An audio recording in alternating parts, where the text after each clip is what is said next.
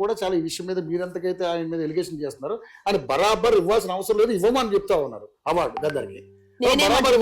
నేనేమంటున్నా, ఒక దళితుడిని అవమానించినందుకు తగిన శాస్తి చెప్పాలి. ఆయన అభిమానులు, తెలంగాణ ఉద్యమంలో పోరాడినోళ్ళు, తెలంగాణ భావజాలాలు ఉన్నోళ్ళు, మరి జానపద గేయాలతోని అలరించి ఆనాడు వారి పాత్ర ఎంతో పోషించిన వాళ్ళు చాలా మంది ఉన్నారు.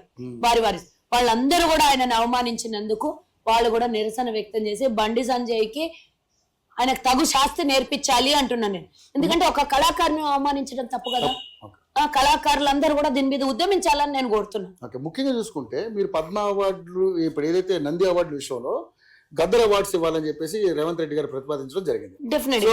గద్దర్ అవార్డులు మేము తీసుకోబోము, వ్యతిరేకించిన వాళ్ళు ఎవరు?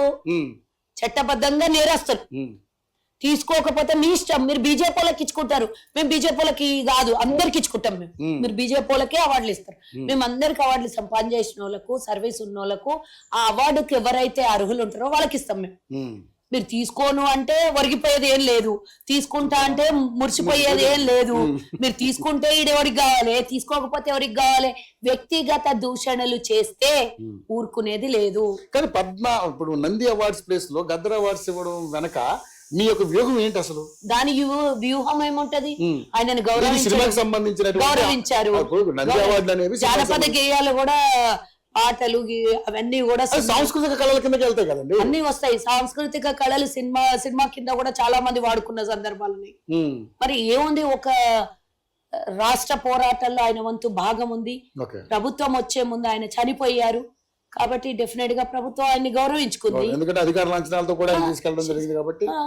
రైట్. సో మాత్రం మీ స్టాండ్ అదే. మా స్టాండ్ ఎందుకు తగ్గుద్ది? ఓసారి ప్రభుత్వం అధికారికంగా ప్రకటించినప్పుడు ఆ అధికారికంగా అదే విధంగా కొనసాగుతుంది తప్పించి దాన్ని మార్చాలి. డెఫినెట్ గా నేను అదే చెప్తున్నా. ఈ రోజు గద్దర్ని అన్నారు, ఈ రోజు ఆయన మన మధ్యలో లేరు.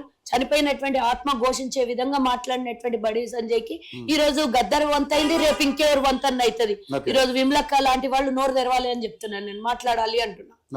అందరూ మాట్లాడాలి. 31వ తారీఖు ఆయన జయంతి వేడుకలు కూడా రవీంద్రబాద్ లో జరగబోతున్నాయి. సో అందరూ అటెండ్ అవుతారు. మేము కూడా అందరం, మాకేముంది, ఎప్పుడైనా అటెండ్ అవుతాం మేము కార్యక్రమాలకి. ముఖ్యంగా చూసుకుంటే తెలంగాణ రాష్ట్రంలో మీరు పథకాలు మొన్న 26వ తారీఖున చాలా అట్టహాసంగా ఓపెన్ చేశారు. సో అవి ఇంప్లిమెంటేషన్ కూడా చేయడానికి సిద్ధంగా ఉంది గవర్నమెంట్. ఆల్రెడీ